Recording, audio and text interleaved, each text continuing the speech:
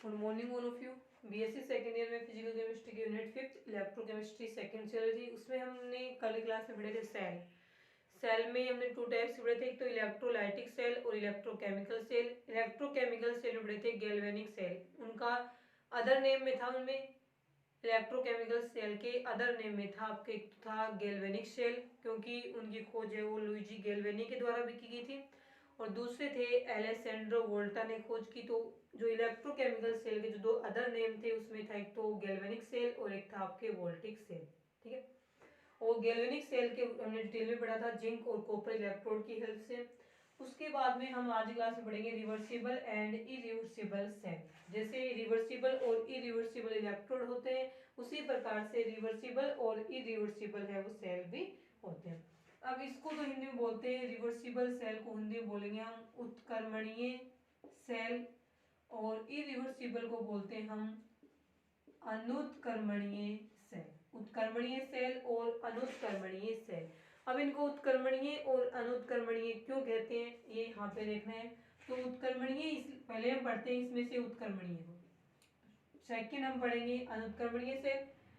उत्क्रमणीय में सेल में क्या आता है कि वे सेल जिनके ईएमएफ यानी विद्युत वाहक बल जितना है उससे ज्यादा विद्युत वाहक बल यदि हम उस सेल में बाहर से लगा देते हैं, एक्सटर्नल लगा दे बाहर से, तो उस सेल में जो सेल रिएक्शंस होती हैं वो अपोजिट डायरेक्शन में होने लगती हैं। ऐसे सेल को हम क्या बोलते हैं, रिवर्सिबल सेल है वो बोलते हैं। तो इसमें क्या लिखा देगा, वे सेल जिनमें,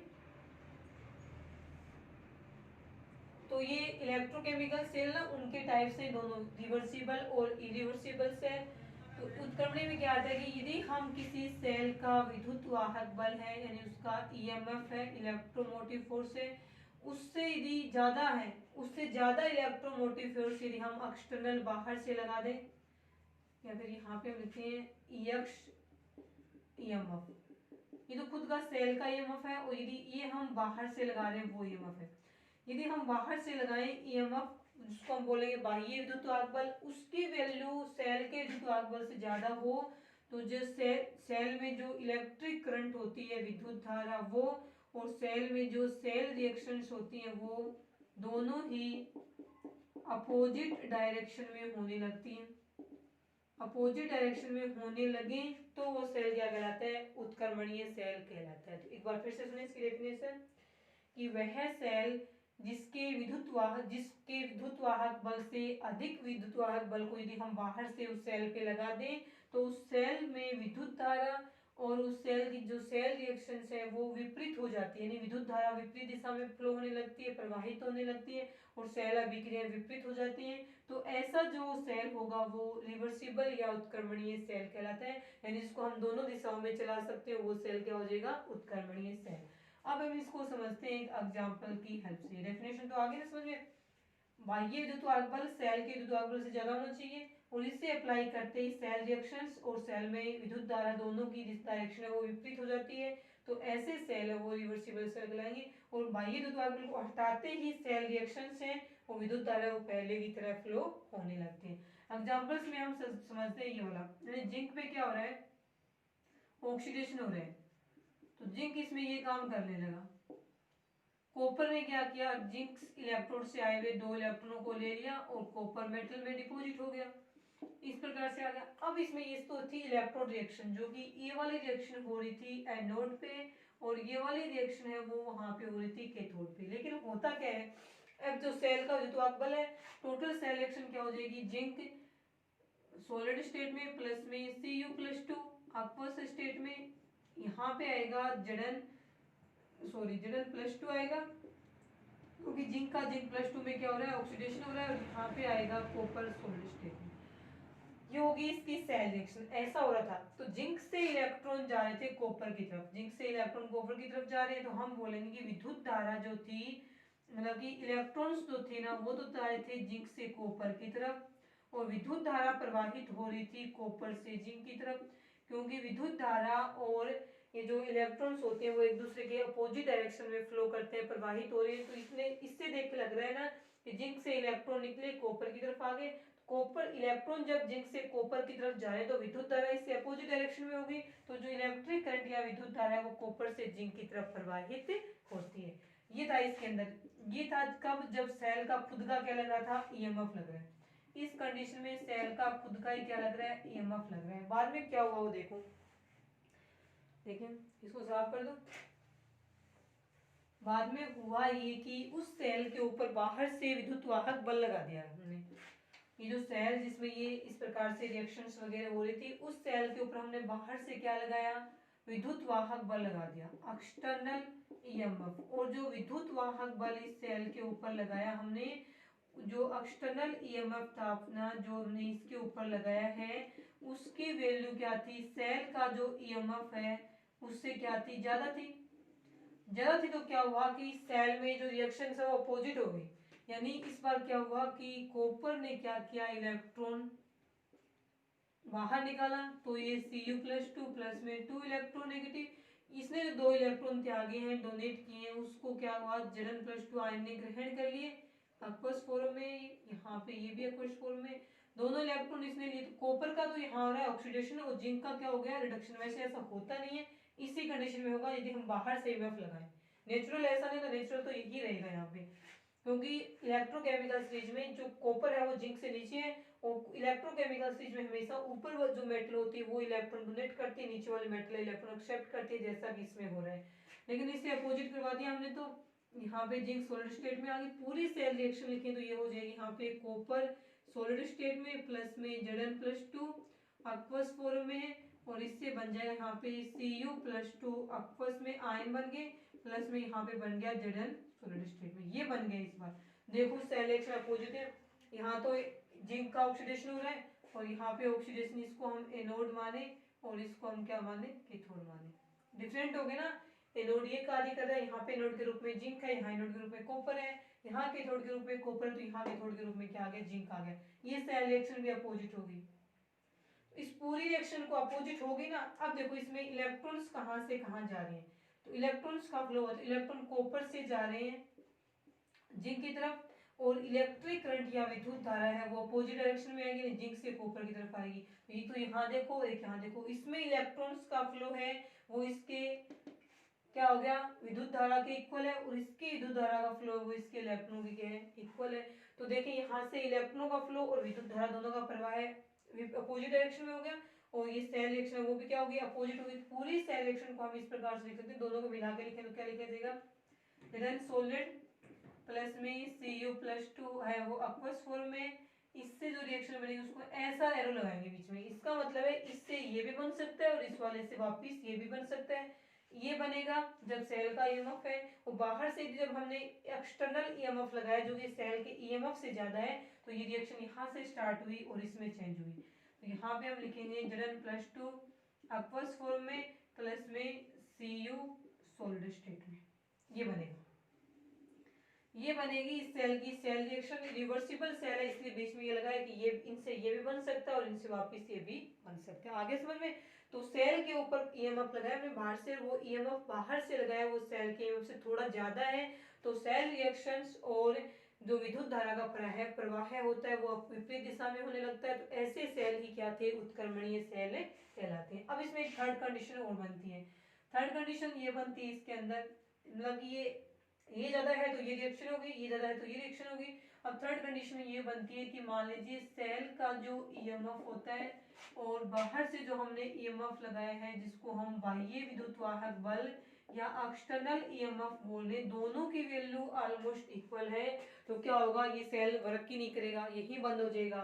क्योंकि दोनों का ये बाहर से लगाया वो भी उतना ही है, अपोजिट डायरेक्शन में लगाएंगे बाहर वाला, और अंदर से सेल का खुद का है वो भी उतना ही, दोनों अपोजिट डायरेक्शन में कार्य करें, टोटल वर्क यहाँ जीरो हो जाएगा। ना तो इसमें कोई ऑक्सीडेशन रिडक्शन होंगे और ना ही इसमें किसी प्रकार की विद्युत धारा प्रवाहित होगी। तो आप नोट करके लिखें कि यदि सेल का विद्युत वाहक बल और सेल के ऊपर बाहर से लगाया गया विद्युत वाहक बल दोनों की वैल्यू जब बराबर होती है तो सेल में किसी प्रकार की रिएक्शन नहीं होती है और सेल में विद्युत धारा का प्रवाह बंद हो जाएगा, अर्थात सेल कार्य करना बंद कर देता है। ये लिखना आपको, ये रहेगा रिवर्सिबल सेल या उत्क्रमणीय सेल, ये याद रखना, ये एरो लगेगा इसमें। ठीक है, इसको लिख लो आप अपने तरीके से जैसे भी लिखना हो। उसके बाद देखें सेकेंड में पढ़ेंगे इरिवर्सिबल इलेक्ट्रोड, ये आ गया समझ में, रिवर्सिबल वाला। तो सेकंड पढ़ेंगे, स्टार्ट करेंगे यहाँ पे इरिवर्सिबल इलेक्ट्रोड, हिंदी में नाम रहेगा अनुत्क्रमणीय इलेक्ट्रोड।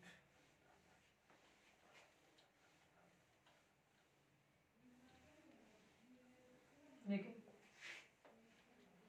अनुत्क्रमणीय उससे अपोजिट होंगी, लेकिन इसमें एक चीज तो होगी और दूसरे वाले नहीं होगी। तो दो चीजें होती, पीछे वाले में सेल रिएक्शन भी अपोजिट हुई थी एक्सटर्नल ईएमएफ लगाते ही। जब एक्सटर्नल ईएमएफ ज्यादा था तो क्या हुआ था, सेल में रिएक्शन भी अपोजिट हुई थी और इलेक्ट्रिक करंट जो विद्युत धारा है वो भी विपरीत दिशा में प्रवाहित होने लगेगी।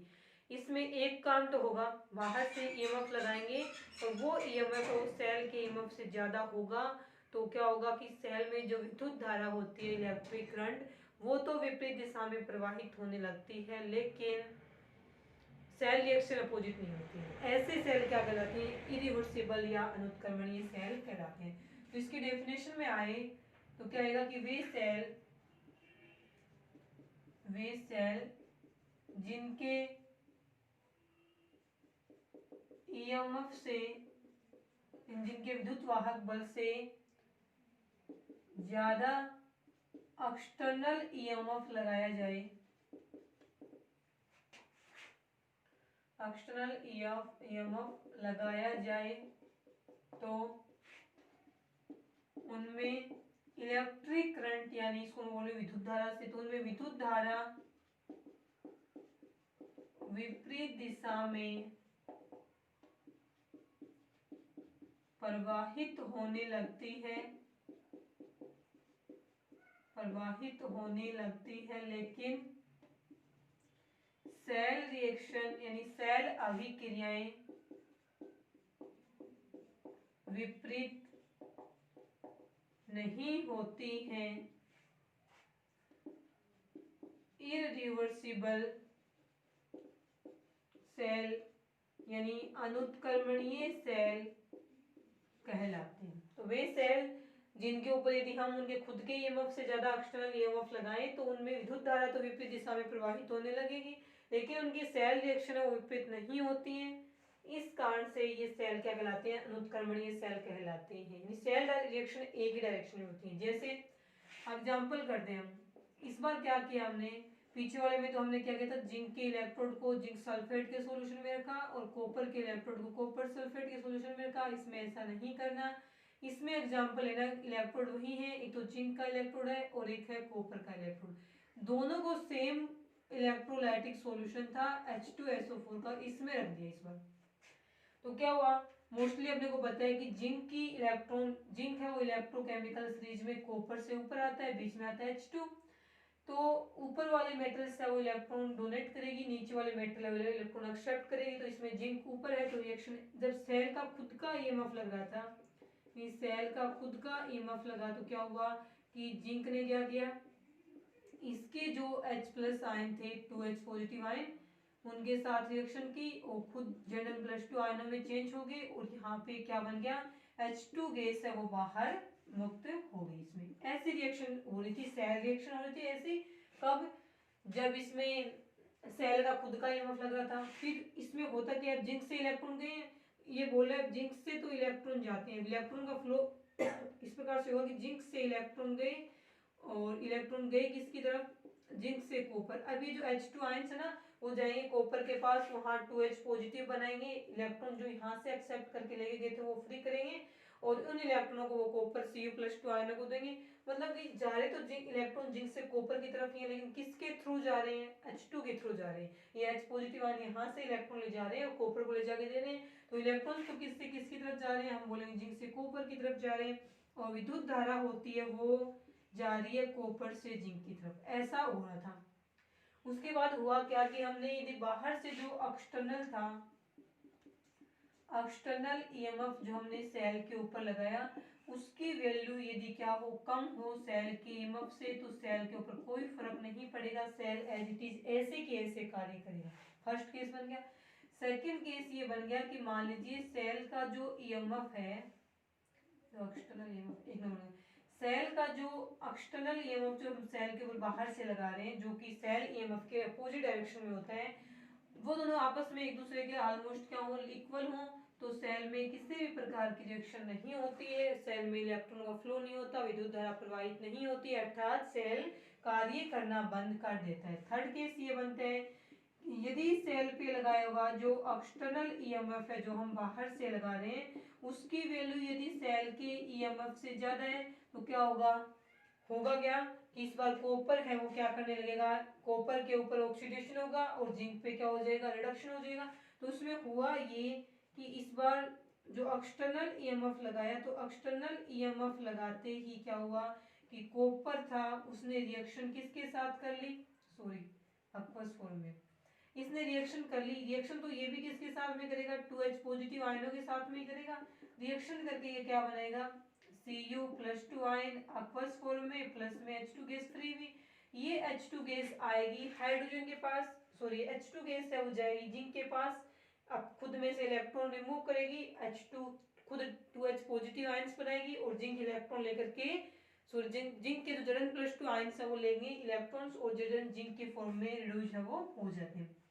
अब बात आती है कि इस वाले में इलेक्ट्रॉन्स कहाँ गए, तो इसमें हम बोलेंगे कि इलेक्ट्रॉन्स की डायरेक्शन है वो हो रही है कॉपर से जिंक की तरफ जा रहे हैं, किसके थ्रू जा रहे हैं, H2 ले जा रहे हैं, 2H पॉजिटिव आयन ले जा रहे हैं, और इलेक्ट्रिक करंट की फ्लो कौन सी होगी, विद्युत धारा है वो जाएगी जिंक से कॉपर की तरफ। तो देखो विद्युत धारा विपरीत दिशा में होगी ना, सेल का ईएमएफ एक्सटर्नल ईएमएफ थोड़ा सा ज्यादा होते ही विद्युत धारा की प्रवाह यहाँ तक कॉपर से जिंक की तरफ और इसमें हो जाएगा जिंक से कॉपर की तरफ। तो विद्युत धारा का प्रवाह तो विपरीत हो गया, लेकिन सेल रिएक्शन जो यहाँ पे ये वाली थी और यहाँ पे एक्सटर्नल ईएमएफ में ये सेम का है, यहाँ तो जिंक था यहाँ कॉपर है, सेम है ही नहीं, तो सेल रिएक्शन सेम नहीं में अपोजिट होने का चांस ही नहीं बनता इसमें, ठीक है।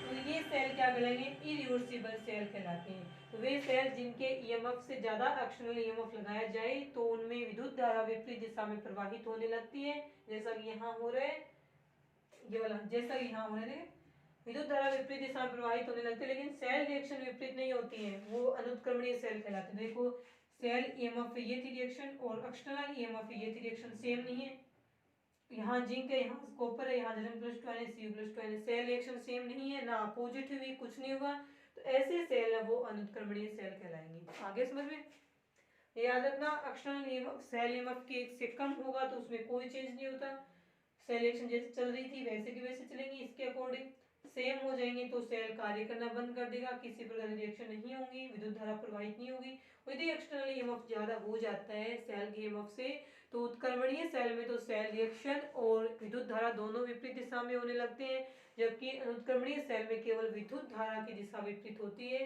सेल रिएक्शन है वो अपोजिट नहीं होती है, तो ऐसे सेल अनुत्क्रमणीय सेल कहलाते हैं। ये रहेगा उत्क्रमणीय और अनुत्क्रमणीय सेल का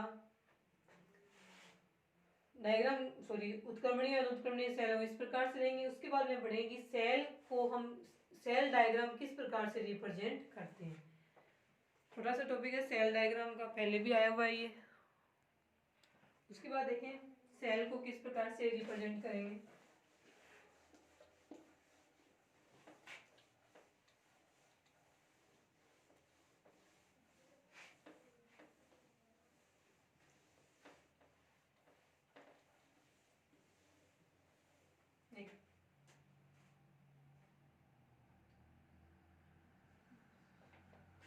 हेडिंग रहेगी रिप्रेजेंटेशन ऑफ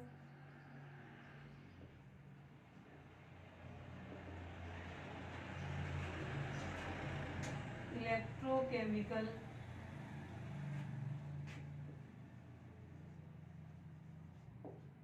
सेल, विद्युत रासायनिक सेल का प्रदर्शन या किस प्रकार से उसे हम शो करते हैं।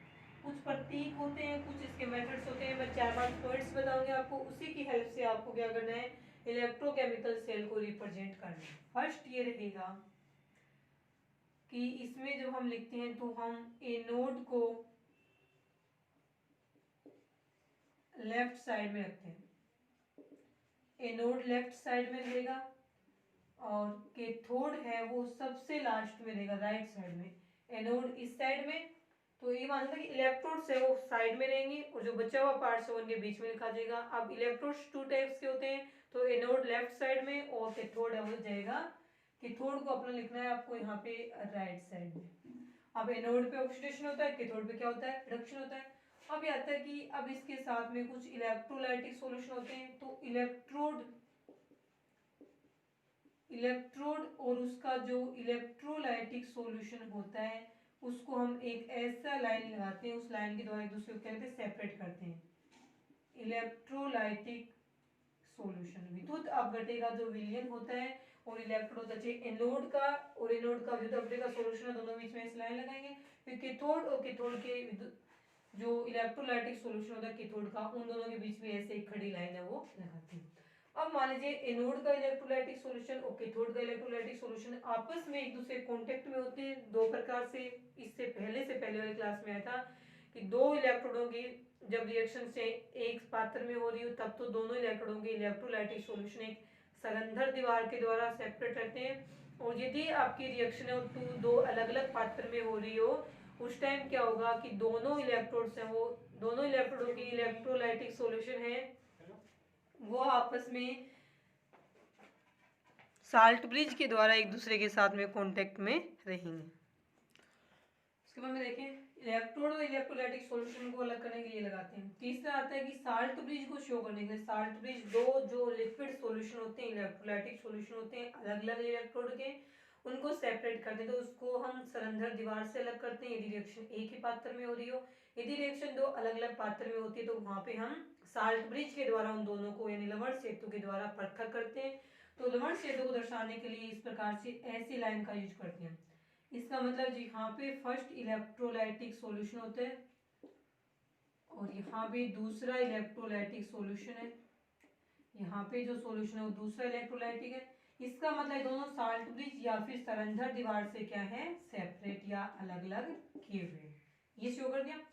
फोर्थ में हम शो करेंगे, मान लीजिए दो ही लिक्विड हैं, दोनों आपस में एक दूसरे में क्या है, विलेयशील द्रव। यहाँ पे हम लिखेंगे कि दो जो आपस में मिसेबल या फिर सोल्यूबल द्रव वाले दो विलेयशील द्रव हैं उनको पृथक करते हैं, उनके बीच में क्या लगाते हैं हम, द्रव संधि विभव लगाते हैं, लिक्विड जंक्शन पोटेंशियल। तो जो द्रव संधि विभव होता है उसे दर्शाने के लिए हम क्या करते हैं, तो द्रव संधि विभव के द्वारा दो विलेयशील द्रवों को अलग अलग करते हैं और इसको सेल डायग्राम में दर्शाते हैं। तो इस प्रकार से ऐसी टूटी हुई लाइन डैश वाली लाइन दर्शाते हैं, और यहाँ पे रहेगा जो लिक्विड फर्स्ट और यहाँ पे हम लिखेंगे लिक्विड सेकेंड को। तो चार हो गए।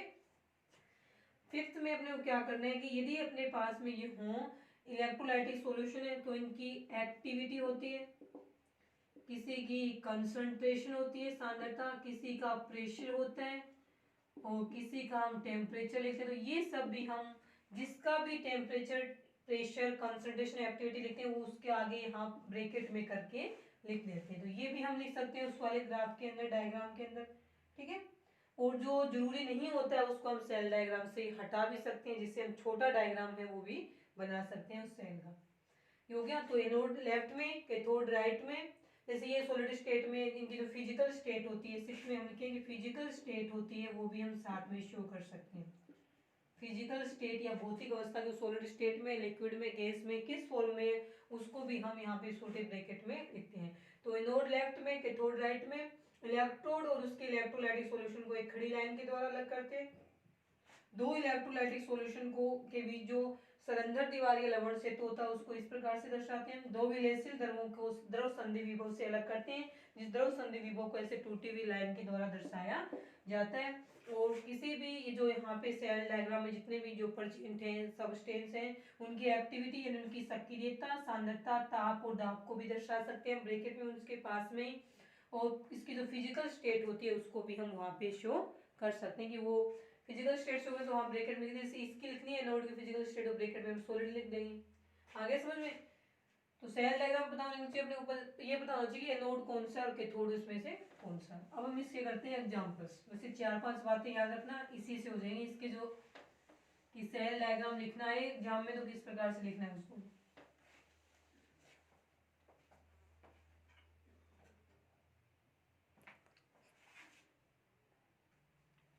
चलो देखते हैं, फर्स्ट क्वेश्चन करते हैं इसका।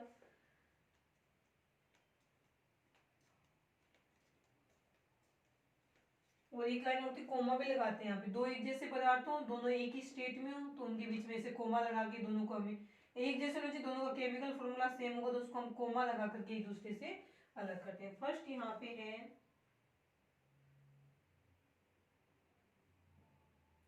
ये इस प्रकार से लिखा हुआ आपके प्लेटिनम सोलर स्टेट में।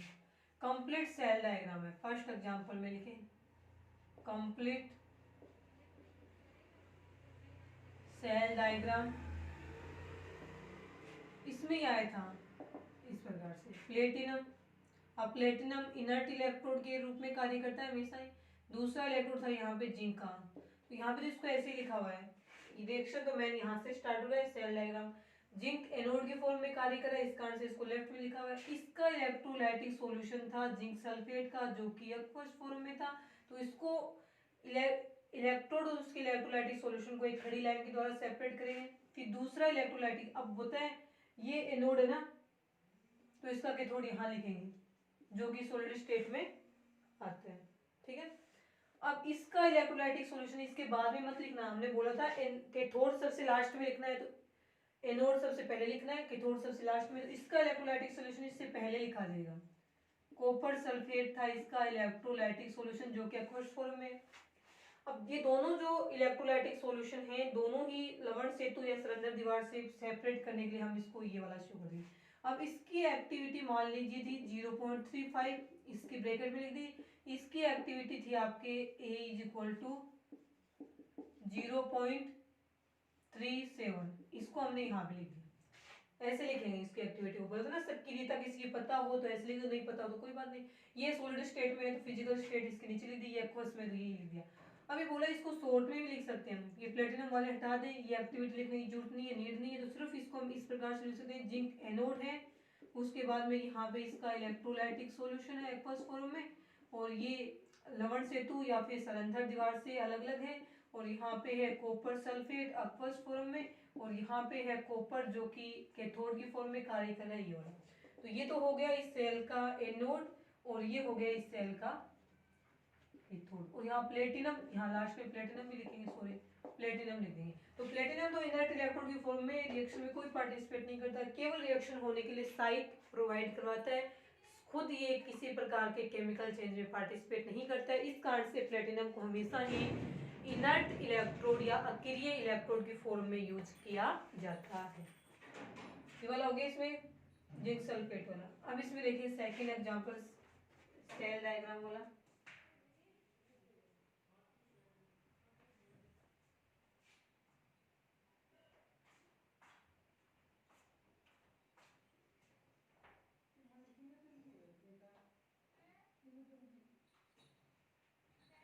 एक सेकंड देखिए, इसमें complete cell diagram, complete cell diagram आएगा, ये मान लीजिए Ag सॉलिड स्टेट में, फिर इसके साथ में ये AgCl है, ये भी सॉलिड स्टेट में। फिर यहाँ पे हमने लिख दिया ये है H2SO4, जो कि यहाँ पे किसकी फॉर्म में, अक्वस स्टेट में, और यहाँ पे हमने लिख दिया प्लेटिनम है, जो कि सॉलिड स्टेट में। यहाँ पे आपको ये इस प्रकार से लिख सकते हो कि यहाँ पे लवण सेतु की फॉर्म में ये क्या है, अलग अलग है। एक मिनट रुको,